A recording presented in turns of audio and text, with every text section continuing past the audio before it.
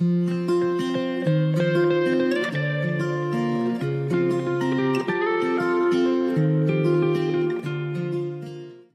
dans Être Soi, le podcast pour entreprendre et façonner sa vie. Je m'appelle Julie, je suis entrepreneure et podcasteuse et chaque lundi, je te propose des conseils et des interviews pour que ton business soit au service de ta vie.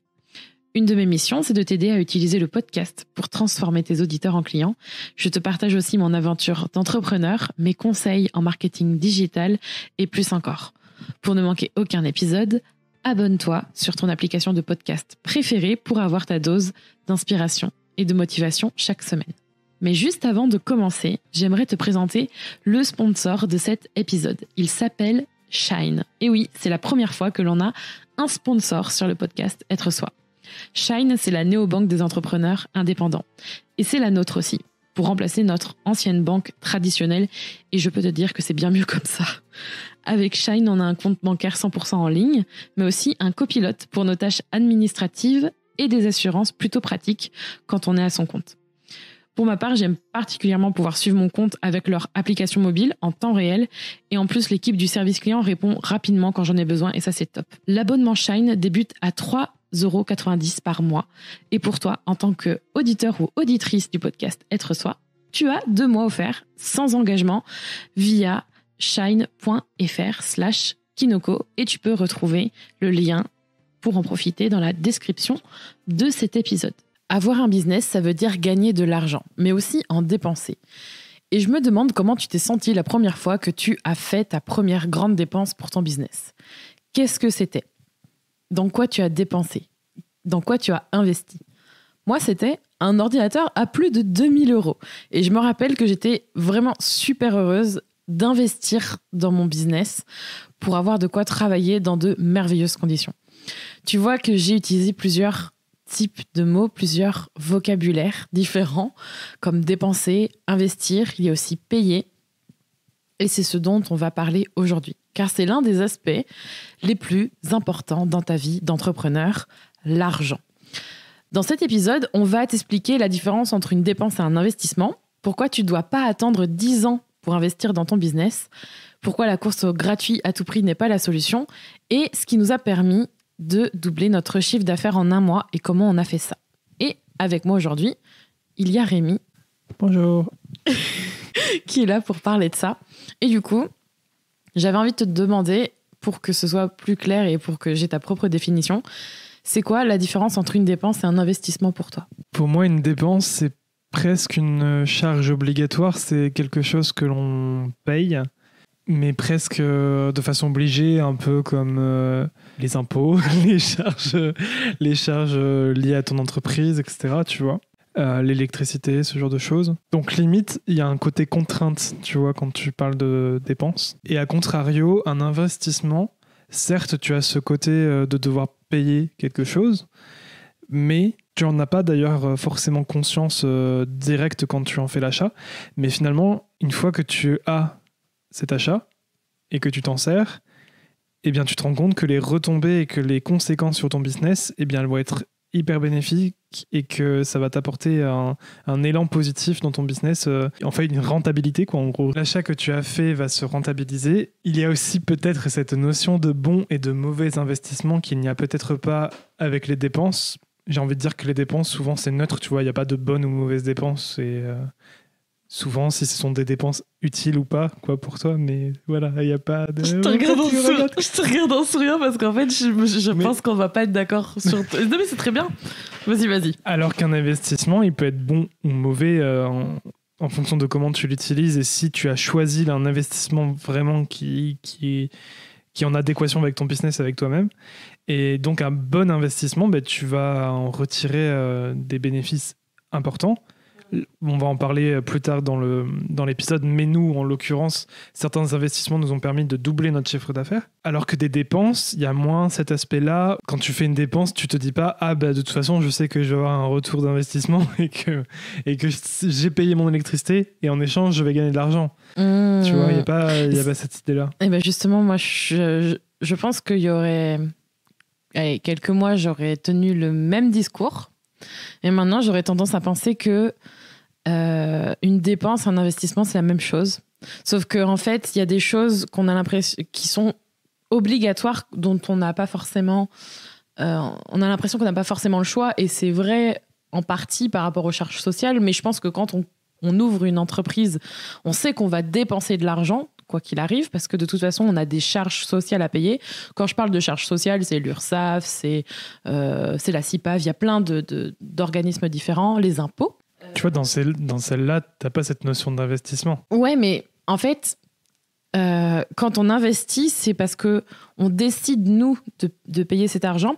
Mais j'ai quand même tendance à penser, mais ça, c'est ma vision actuelle des choses par rapport à l'argent, qui est qu'en fait, quand on dépense et quand c'est lié à notre entreprise, qu'on dépense et qu'on investit, en fait, c'est cette dépense, elle est liée à cette notion d'argent qui circule. Et en fait, je suis pas dans cette idée que souvent, quand on pense à dépenser de l'argent, on est dépense égale manque. C'est en fait comme si c'était quelque chose qu'il fallait venir remplacer par autre chose et que on nous prive de cet argent. Et que l'investissement, on fait le choix de mettre cet argent dans quelque chose et on sait que ça va nous rapporter de l'argent quoi qu'il arrive. Et je me suis aperçue qu'en fait, en ayant cette réflexion, il y avait toujours cette impression de subir quelque chose de pas choisi avec son entreprise par rapport aux facteurs dépenses, et que en changeant, c'est vraiment en fait changer son regard en fait, parce qu'il y a rien qu'à changer depuis il y a quelques mois. Ce que tu disais, je pensais exactement comme toi, et maintenant en termes de charges, en termes de entre guillemets dépenses, il y a rien qu'à changer. La seule chose qui a vraiment changé, c'est ma façon de voir les choses, et j'ai moins le sentiment de subir un manque d'argent, de dépenser de l'argent par rapport à ça, parce que je sais que ces charges, en fait, elles ont un but. C'est quelque chose de collectif. Les impôts, pourquoi on en paye? En fait, c'est vraiment l'Internet que je paye, c'est obligatoire pour mon activité, tu vois. C'est vraiment dans la case dépenses pour moi. Contrairement à d'autres choses, d'autres outils, d'autres formations qui sont plus un investissement, on va en parler ensuite. Mais vraiment, en fait, si je prends la dépense d'Internet sans prendre forcément les charges, si je le mets dans une case dépenses, finalement, c'est quelque chose qui va me permettre derrière de pouvoir apporter beaucoup, beaucoup plus de choses à mes clients que de dépenser de donner de l'argent pour Internet, Oui, tu vois ce que je veux dire? Oui. Mais en fait, là, je suis entièrement d'accord avec toi, et je voulais pas exprimer véritablement le contraire, et si je l'ai fait, c'est que peut-être je n'ai pas été très clair. Non, mais je trouve ça intéressant parce que je pense que ça fait deux points de vue différents. Mais en fait, ce que je voulais vraiment dire, la différence fondamentale pour moi entre les dépenses et les investissements, c'est que les dépenses, tu les choisis pas. Je suis pas d'accord. Devoir payer ton Internet, en fait, t'as pas le choix. Si t'as un business en ligne, t'es obligé de payer Internet, tu vois. Parce mais tu pourrais le payer différemment. Oui, non, mais bien sûr. Mais sans Internet, ton business n'existe pas. Donc là, tu n'as pas le choix. Donc c'est une dépense obligatoire. Moi, je pense qu'on a toujours le choix et que les mots sont importants. Pour moi, les investissements, ce ne sont pas des dépenses obligatoires.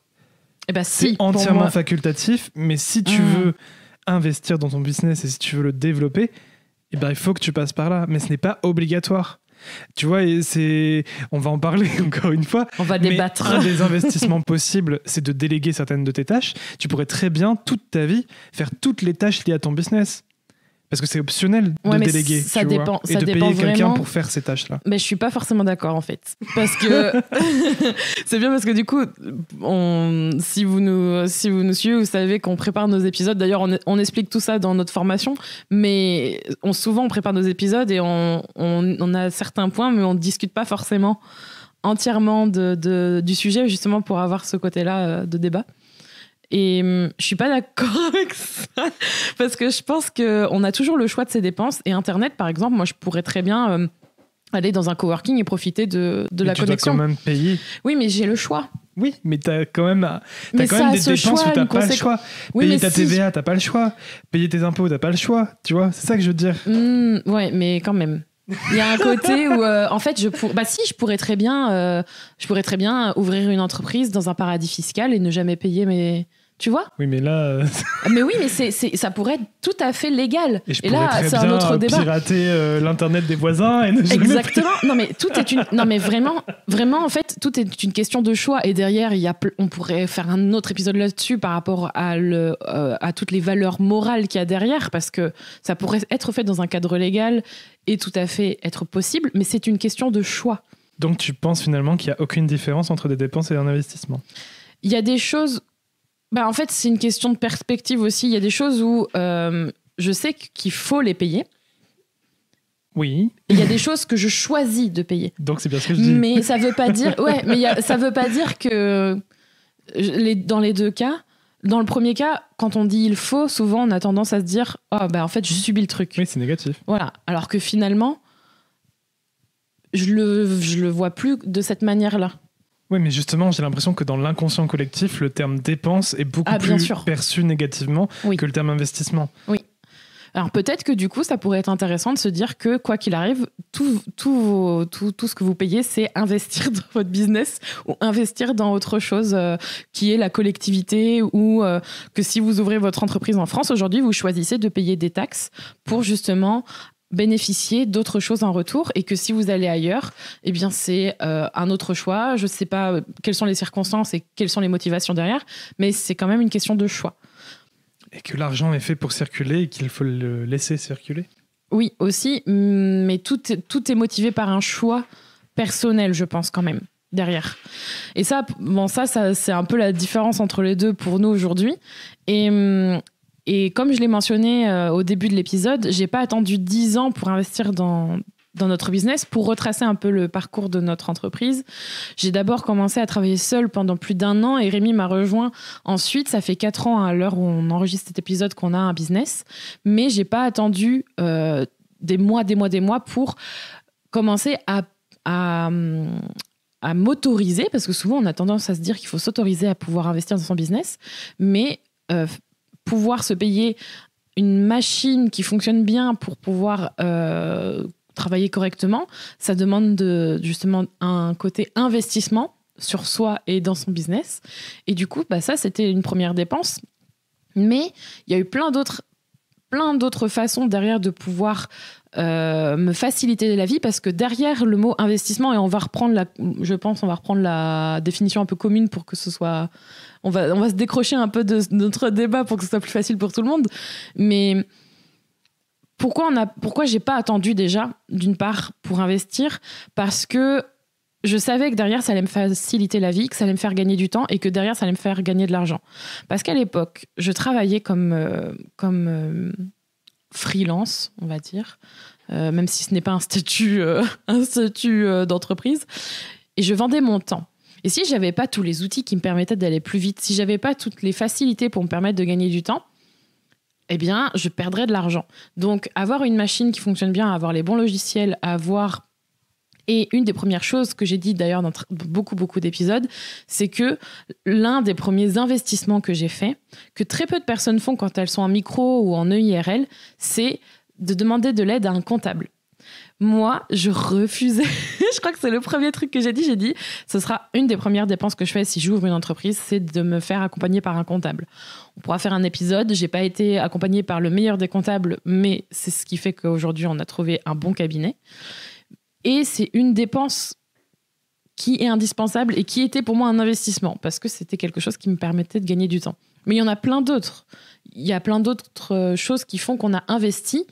Il faut savoir que derrière le mot investissement, et là c'est vraiment d'actualité, parce que c'est pas forcément investir de l'argent, c'est aussi investir du temps, votre temps, pour apprendre de nouvelles choses et de nouveaux outils. Et là on est en train de justement basculer avec Rémi, parce que on travaille vraiment en duo. Donc Rémi va être dans la lumière de notre entreprise, va être dans la lumière de Kinoko. C'est déjà le cas. C'est déjà le cas, mais encore plus maintenant. Et pour ça, c'est important justement de pouvoir travailler de façon plus fluide et avoir un bon outil de gestion de tâches qui soit raccord avec nos deux façons de fonctionner est important. Et donc là, aujourd'hui, on est en train de prendre le temps de poser les fondations. Et c'est ça aussi, je pense, investir. Et il y a aussi, c'est rigolo parce que là, je parlais... d'un ordinateur à 2000 € que j'ai payé au tout début de Et qu'on a cassé. notre business et qui est cassé. Pas plus tard qu'il y a quelques jours. Et cet ordinateur, du coup, a fait son temps, qui n'était pas neuf en plus à l'origine. Et je vais réinvestir. Et là, je vais réinvestir dans une nouvelle machine parce que j'en ai besoin. Et aussi potentiellement dans un téléphone pour Rémi et pour moi parce qu'on en a besoin et que c'est aussi nos outils de travail. Et qu'à un moment donné, en fait, si je commençais à... Comment on dit déjà l'expression avec les bouts de chandelle, là j'essaye de vous trouver l'expression, mais... Ouais, il y a des expressions comme ça qui font comprendre qu'en gros, on cherche tout le temps à faire avec des économies de bouts de chandelle. Oh, les grands-mères nous comprendront. S'il vous plaît, mettez un commentaire sur le podcast, dans Apple Podcast, pour me dire si vous connaissez cette expression ou sur nos réseaux sociaux. Si je commençais à me dire, ok, mon écran, là, c'est mon écran d'ordinateur qui est cassé. Et que finalement, je m'en dépatouille avec mon écran, là, mais si je veux aller bosser à l'extérieur, je l'ai dans le baba. Si je commençais à faire ça... Tu peux prendre ton écran et je peux prendre mon écran café. Dans le coworking. Allez, je prends une valise et tout, avec mon écran, les fils et tout, et que je m'installe. Ça, c'est pour moi, c'est subir son business. Si à un moment donné, vous êtes dans la course, en fait, au gratuit tout le temps, c'est-à-dire à tout ce qui ne vous coûtera pas d'argent, et vraiment, j'insiste sur argent, ça vous coûtera du temps. Et vous allez voir, en fait, que au final, ça va vous coûter beaucoup plus de faire ça. Et c'est vraiment... On parle beaucoup de santé mentale dans ce podcast, mais c'est clair que ça va vous peser et ça va être vraiment relou. Et je trouve qu'il y a quand même une... surtout pour les... Alors, pas forcément pour les entreprises, pour les personnes qui commencent, mais je crois que c'est un peu une mentalité globale. Il y a toujours une envie de trouver les choses gratuitement dès le départ et de tout le temps faire gratuit. Et je trouve que c'est pas forcément un bon réflexe, même si, je suis d'accord, on trouve beaucoup de choses sur Internet gratuitement maintenant. Après, il y a quand même une question de trésorerie. Quand t'as pas la trésorerie, il faut bien que tu commences par quelque chose.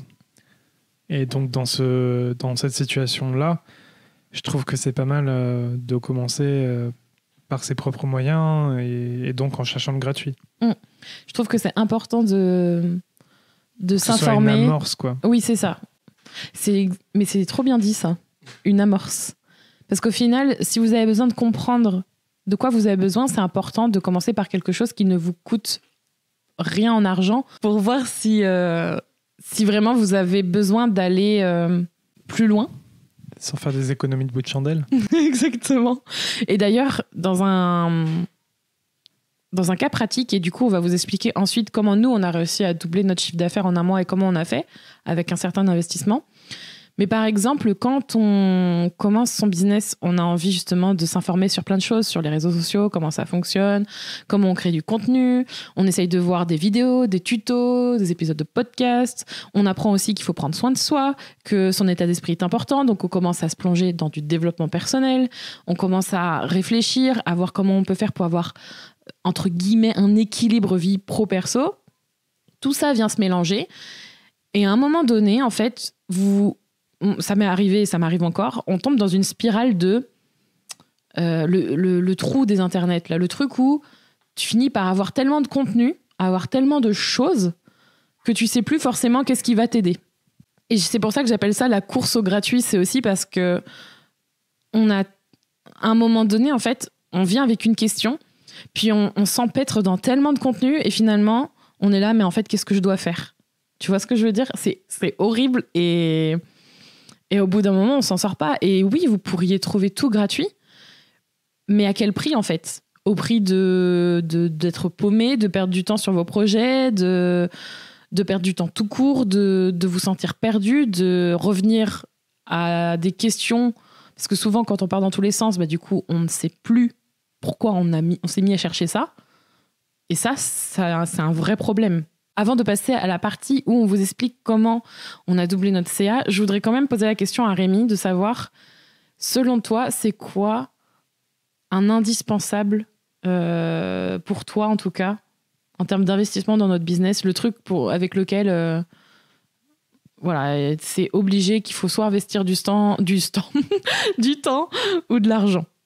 Je pense qu'on a une flopée d'outils que l'on peut mettre dans la case investissement et qui nous sont absolument nécessaires. Moi, j'ai un indice. Tu le tiens dans ta main. Non, mais voilà, d'outils autant matériels que numériques. Donc là, par exemple, effectivement, ce que je tiens dans ma main, c'est un micro pour enregistrer nos voix de podcast. Donc sans ça, ce serait plus compliqué d'avoir un podcast de qualité. Parce qu'on pourrait très bien se contenter du micro de notre téléphone ou quoi, mais je suis pas sûr que vous aimeriez autant nous écouter qu'avec ce qu'on utilise aujourd'hui. À deux, c'est compliqué. Et après, effectivement, il y a tous les outils numériques qui rentrent aussi en compte. Et je pense que on choisit les outils dans lesquels on investit par rapport à leur philosophie d'utilisation, si ça correspond à notre façon de penser, etc. Parce qu'il y a des outils qui fonctionnent d'une certaine manière et d'autres outils qui fonctionnent totalement différents. Les deux se valent peut-être en termes d'efficacité, tu vois, mais au niveau de comment c'est construit, l'organisation, etc., ça te conviendra peut-être plus l'un que l'autre, mais ils n'ont peut-être pas les mêmes prix.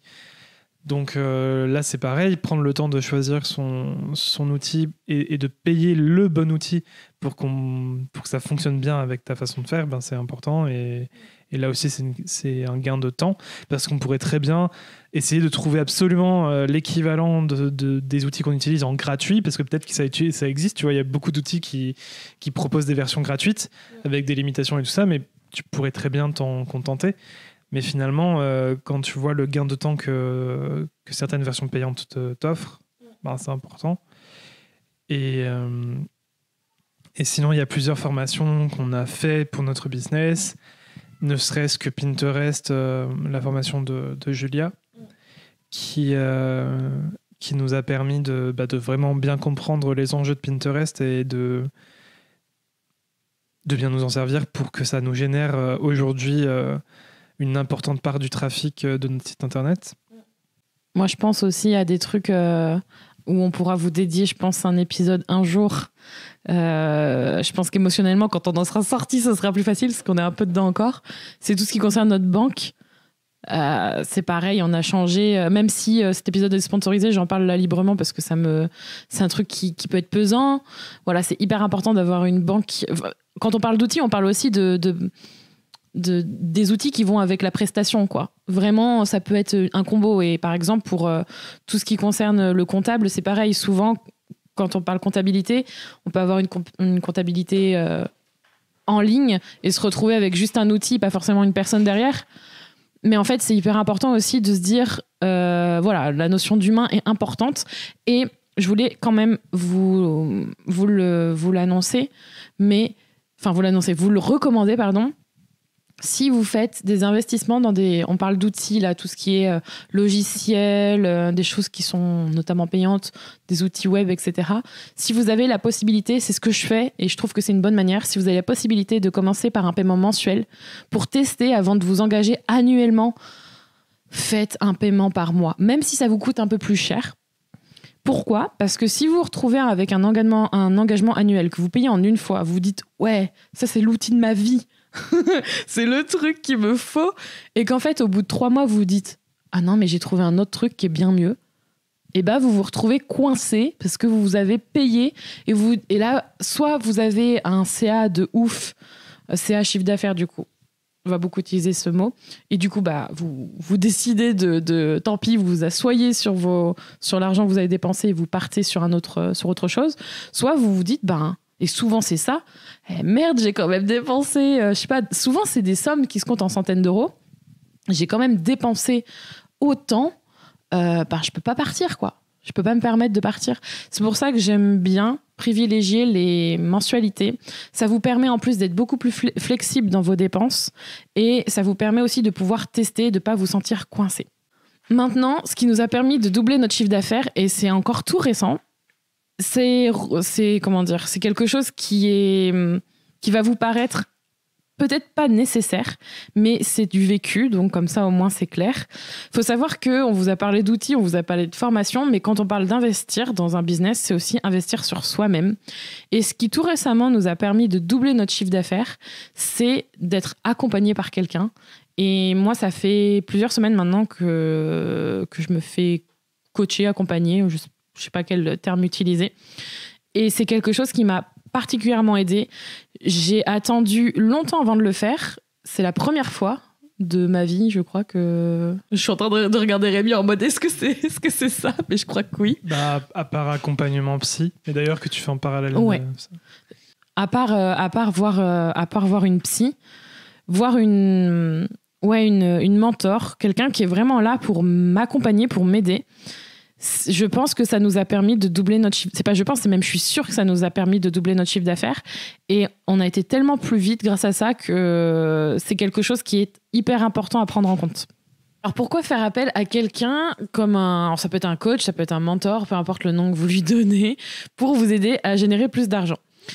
En fait, cette personne, elle aura toujours, donc lui ou elle aura toujours un regard extérieur, alors que vous aurez le nez dans le guidon. En gros, vous aurez tellement la tête dans ce que vous êtes en train de faire que c'est parfois et même souvent difficile de voir les alternatives et comment articuler tout ça. Et ça touche plein de domaines. Ça peut toucher votre façon d'être, votre état d'esprit, votre façon de gérer votre business, quelle stratégie opérer, sur plein d'aspects en fait. Et je vois qu'il y a un gros travail sur l'état d'esprit qui joue sur la gestion d'un business parce que votre business, c'est vous qui gérez les choses. Ça part donc de vous. Et moi, je le vois moi-même avec mes clients privés parce que moi aussi, j'accompagne des gens en privé. J'ai des clients dans leur accompagnement de business que j'ai accompagné, que j'accompagne encore aujourd'hui. Si ça vous intéresse, si ça t'intéresse de savoir quel accompagnement business je propose, le lien est dans la description. Mais il faut savoir que faire appel à quelqu'un permet de débloquer ces problèmes-là. Et je l'ai dit il n'y a pas longtemps sur Instagram, mais en fait, souvent, quand on fait appel à quelqu'un, on ne sait pas forcément... On pense savoir ce qui nous attend, alors qu'en fait, pas du tout. On vient l'avoir pour quelque chose de précis, et en fait, il y a beaucoup de choses qui vont en découler, dont on n'imaginait même pas, en fait, la teneur. Et je pense à certaines de mes clientes, je pense à Hélène que j'ai accompagnée dans son business, qui justement a amorcé énormément de changements dans son business, et elle était venue me voir pour booster en fait sa communication, sa stratégie. Elle était venue avec une première demande. En fait, on a travaillé sur énormément d'aspects de son business qu'elle n'imaginait pas. Je pense aussi à Maëlan, que vous avez entendu dans le podcast, qui était venue me voir avec une problématique bien particulière, de positionner son business. On a travaillé sur ses offres. On a aussi travaillé sur son podcast, comment lancer et développer son podcast pour son business. Et en fait, c'est en travaillant ensemble qu'elle a trouvé une offre qu'elle aurait jamais imaginée et qu'elle a du coup, presque en fait, elle l'a découverte grâce à notre accompagnement. Et moi, en fait, c'est la même chose, je pense. Et ce qui est intéressant aussi, c'est que finalement, il y a les formations qui peuvent apporter tous ces aspects-là, comme tu disais. Et notamment par rapport à Maëlan, elle aurait très bien pu se contenter de notre formation pour lancer son podcast. Mais pour certaines personnes, c'est important d'avoir un accompagnement vraiment privé, quoi, un accompagnement où la personne est vraiment là pour t'épauler et te soutenir de A à Z dans ton processus. Ça permet d'aller plus loin et parfois même plus rapidement dans les choses et de débloquer des choses plus en profondeur. Mais ça dépend vraiment du profil de chacun. Il y a des personnes qui se suffisent vraiment par les formations et qui arrivent à obtenir tout ce dont elles ont besoin juste avec les formations. Et il y a d'autres personnes qui ont besoin d'aller plus en profondeur et d'être vraiment accompagnées de A à Z, quoi. Ouais, en fait, vraiment, ça dépend de votre ressenti, mais ça aussi c'est investir sur soi. Et j'ai fait beaucoup de formations, j'ai fait pas mal de formations en ligne ou des formations avec des groupes Facebook ou avec des groupes de coaching de groupe, mais en fait à un moment donné j'avais besoin de plus. Et ce que Rémi mentionne, en fait, j'ai le mot en anglais qui vient, c'est juste le côté accountability partner, je crois qu'on dit comme ça. En gros, il vous faut quelqu'un qui soit là pour vous en fait, mais vraiment pour vous et pas forcément à disposition de plusieurs personnes en même temps. Et je partage régulièrement des témoignages parce que ça me fait super plaisir par rapport à ce que je peux faire pour mes clients et mes clientes privées. Mais de mon côté aussi, même si voilà, j'ai un réel plaisir à travailler avec vous, donc avec les personnes que j'accompagne en privé et avec d'autres personnes aussi à travers nos autres services et nos autres formations, c'est aussi un réel plaisir de voir comment soit on peut être amené à traverser et à devenir vraiment, on apprécie le chemin et justement, en investissant sur soi-même, on va vraiment beaucoup plus loin et ça permet de générer de l'argent. Et ce qui nous a permis vraiment de doubler notre chiffre d'affaires, c'est en travaillant sur notamment mon état d'esprit, parce que je suis la tête de train, enfin je lead vraiment notre business. Et je me suis rendu compte qu'en changeant énormément de choses sur mes croyances par rapport à l'argent, mes croyances par rapport à l'entreprise, par rapport à comment je devais être, par rapport à énormément de choses, que j'ai avancé dans notre business et ça m'a permis de débloquer plusieurs choses au niveau de nos services, par rapport à notre gestion, sur énormément d'aspects très, très variés et de générer plus d'argent parce que moi, j'étais bien. Et si moi, j'étais bien, je suis disposée à aller beaucoup plus vite et beaucoup plus loin. Et ça, c'est une façon d'investir sur soi. Donc, il y a énormément de façons d'investir, comme vous l'avez eu dans cet épisode. On peut aussi déléguer. Ça, c'est une phase avec laquelle on est en train de naviguer en ce moment. On a super hâte de vous en parler parce que nous aussi, on arrive à un stade où on va commencer à vraiment déléguer des choses. Là, on va déléguer par rapport à nos réseaux sociaux, par rapport à du montage aussi. On va déléguer plein de choses. En montage vidéo, attention. Le podcast, pour l'instant, c'est toujours nous. Mais déléguer, c'est aussi un cap, en fait. Donc, on a commencé avec le fait d'investir dans du matériel, dans des outils qui sont des abonnements, par exemple, à... je ne sais pas, Canva. Là, Canva, c'est un des outils qu'on utilise, nous, par exemple, pour faire des visuels qu'on peut avoir en gratuit. Mais nous, on l'a en payant parce qu'on a vraiment besoin de ça à un niveau plus. Et après, on y va par couche, par strate. Après, c'est une formation parce qu'on veut gagner du temps pour apprendre une nouvelle chose. Est-ce que c'est un podcast? Pourquoi pas? Nous, par exemple, on a appris avec Pinterest. Et après, il y a encore la couche supplémentaire qui est là, je veux vraiment être accompagnée par quelqu'un. En fait, c'est un vrai voyage aussi de doubler son chiffre d'affaires et d'investir dans son business. On y va par étapes et c'est normal. Il y a des étapes où on est plus prête à les passer tout de suite. Peut-être que ce ne sera pas cet ordre-là. Peut-être que ce sera tout en même temps. Peut-être que, voilà, il y a plein de façons de faire. Mais ce qui est sûr, c'est que pour doubler votre chiffre d'affaires et pour faire en sorte de gagner plus d'argent dans votre business, investir en vous est une véritable priorité et investir dans des choses qui vous apporteront une évolution positive et vous surprendront est une évidence. Que vous ayez envie d'avoir un business qui fasse des millions d'euros ou un business qui soit à votre service. Parce que nous, c'est véritablement notre mantra et notre façon de voir les choses. On a ce business qui doit être au service de notre vie, de nos projets personnels, de nos projets familiaux, de nos projets de couple. Et justement, même si on faisait le même chiffre d'affaires, même si on n'avait pas forcément envie d'être un business, même je vous le dis, moi, je vise le 1 million de chiffre d'affaires. Le jour où on l'atteint, on vous fait un podcast sans problème, enfin un épisode sans problème. Mais vraiment, si vous avez un autre objectif financier, c'est la même chose parce que c'est important de bien vivre son entreprise et son business. Et ça passe par une façon de naviguer là-dedans et à travers des investissements qui soient tous aussi variés les uns que les autres. Donc pour terminer cet épisode, j'ai envie de te laisser avec une seule question. C'est de quelle manière tu as envie d'investir dans ton business pour le prochain investissement que tu vas faire? Quel est le prochain investissement que tu vas faire pour toi et pour ton business? Merci d'avoir écouté cet épisode d'Être Soi. Tu peux retrouver les notes de cet épisode ainsi que tous les épisodes d'Être Soi sur juliekinoko.fr. Pour soutenir le podcast, je t'invite à noter, commenter et partager le podcast Être Soi sur ton application de podcast préférée comme Apple Podcasts par exemple. Ton soutien est important pour permettre à d'autres personnes de mettre leur business au service de leur vie. On se retrouve pour un prochain épisode très bientôt. En attendant, prends soin de toi.